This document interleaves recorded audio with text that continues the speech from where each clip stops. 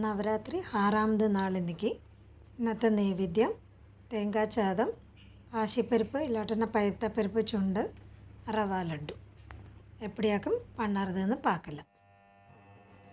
റവ ലഡ്ഡു പണ്ണറതുക്ക് ആദ്യം നെയ്യിൽ ബദാമും അണ്ടിപ്പരിപ്പും അത് അവൾക്ക് വിരുപ്പപ്പെട്ട രീതിയിൽ എത്ര വേണമോ പോട്ടുങ്കോ ഒന്ന് ചിന്നதாக നിറം മാറുന്നത് വരെ വറുത്തെടുത്തുക്കരുത്.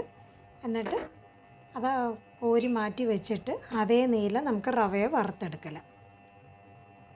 1 കപ്പ് റവയൊക്കെ എടുത്തിരിക്കെ ബാക്കിയുള്ള നെയ്യിൽ அந்த റവയെ നന്നാ വറുത്തെടുക്കരുത്.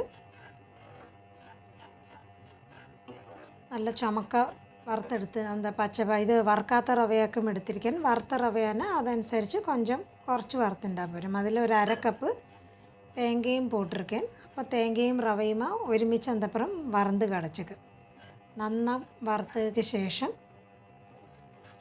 അത് മാറ്റി വയ്ക്കില്ല. എന്നിട്ട് പഞ്ചസാര പാക് നമുക്ക് പണിയെടുക്കില്ല.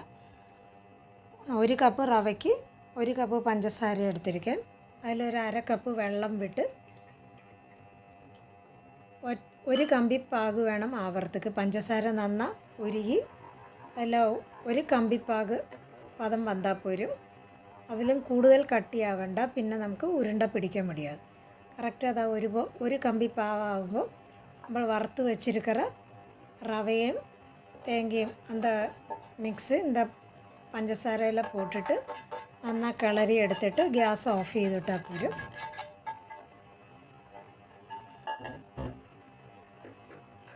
പോട്ട് എന്താ പഞ്ചസാര ഒന്ന് പിടിച്ച് വറുത് വരെ ഒന്ന് ഇളക്കിയെടുക്കരുത്. അത് കഴിയുമ്പം ഗ്യാസ് ഓഫ് ചെയ്തിട്ട് ഒന്ന് തണുക്കറത്തേക്ക് വെക്കില്ല. ഇപ്പം கொஞ்சம் വെള്ളം ലൂസായിരിക്കും, അത് കട്ടിയായിരിക്കും. அந்த കമ്പി പരുവമാനം കൊണ്ട് അത് കട്ടിയായി വന്നിക്കും. അത് கொஞ்சம் കട്ടിയാവുന്നത് വരെ ഒന്ന് മിക്സ് ചെയ്തിക്കരുത്. എന്നിട്ട് നമുക്ക് കൈ പൊറുക്കറ ചൂടാവുമ്പം നമുക്കത് ഉരുണ്ടയായിട്ട് പിടിച്ചെടുക്കില്ല. ഇതിൽ നമുക്ക് ഏലക്ക പൊടിയും கொஞ்சம் ഗ്രാമ്പു പൊടിയും പോട്ടിരിക്കാൻ. അതോടെ കൂട്ടത്തിൽ നട്ട്സും പോട്ടിരിക്കാൻ.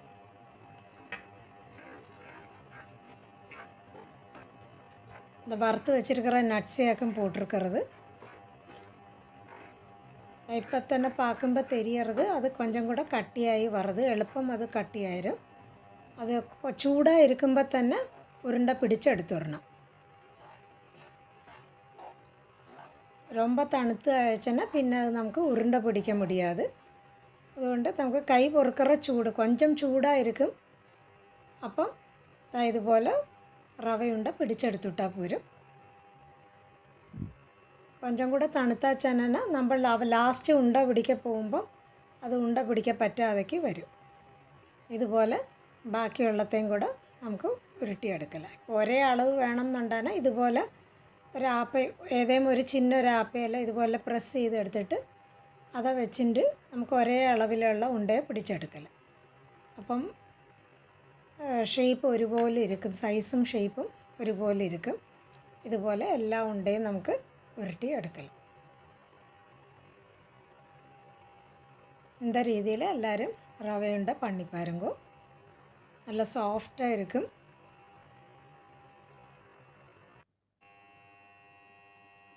ആക്കുമ്പോൾ തെരിയും നല്ല സോഫ്റ്റ് ഉണ്ടയാക്കും. തണുക്കുമ്പം ഒന്ന് கொஞ்சம் കൂടെ ഒന്ന് ഹാർഡാവുന്നതാണുള്ളത്. നല്ല മയമുള്ള റവയുണ്ട്. എല്ലാവരും இந்த രീതിയിൽ പണിപ്പാരുങ്കോ നൈവേദ്യത്തിൽ.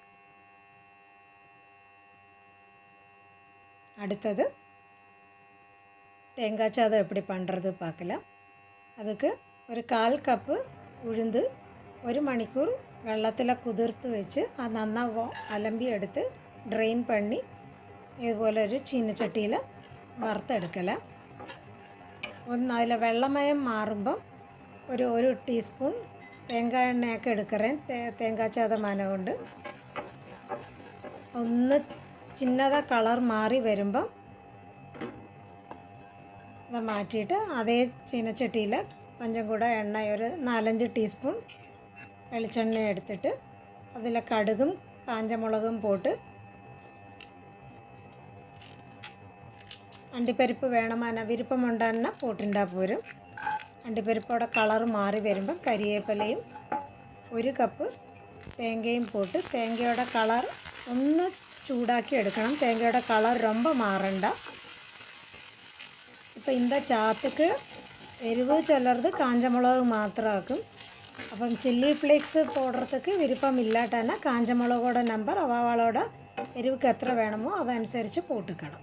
അതിൽ കായപ്പൊടിയും പോട്ട് അപ്പം ഞാൻ 1 ടീസ്പൂൺ ചില്ലി ഫ്ലേക്സ് പോട്ടിട്ടിരിക്കேன். ചതച്ച കാഞ്ച മുളകാക്കും.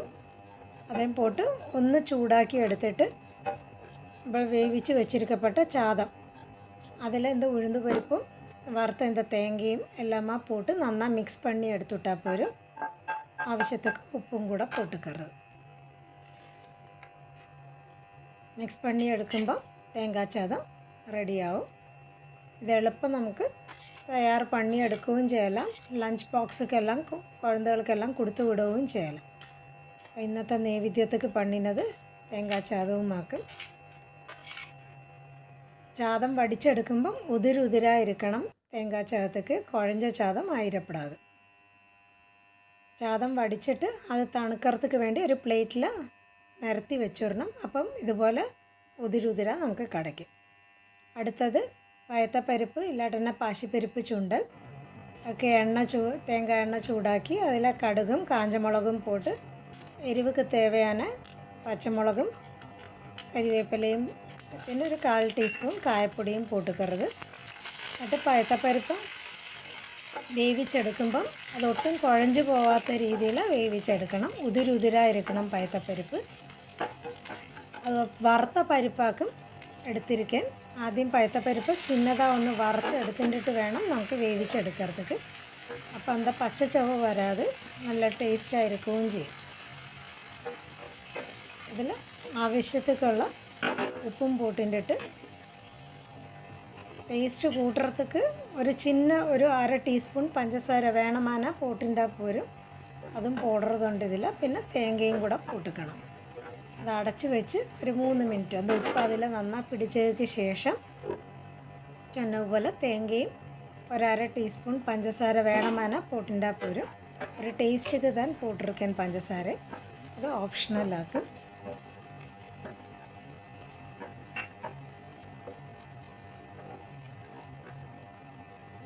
പഞ്ചസാരയും പോട്ടിട്ട് നന്നായി കിളറിയെടുത്ത് പയത്തപ്പരിപ്പ് ചുണ്ടൽ ഇതുപോലെ വെച്ചാൽ തന്നെ ഒട്ടിപ്പിടിക്കാതിരിക്കണം. നമ്മൾ അതിൽ ഏറ്റവും ഇമ്പോർട്ടൻ്റ് വേവിച്ചെടുക്കുമ്പോൾ കുഴഞ്ഞു പോപ്പെടാതെ നിന്നാണുള്ളത്.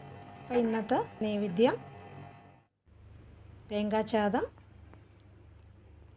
പാശിപ്പരിപ്പ് ഇല്ലാട്ടന്നെ പയത്തപ്പരിപ്പ് ചുണ്ടൽ, റവ ലഡ്ഡു. എല്ലാവർക്കും നവരാത്രി വിഷസ്.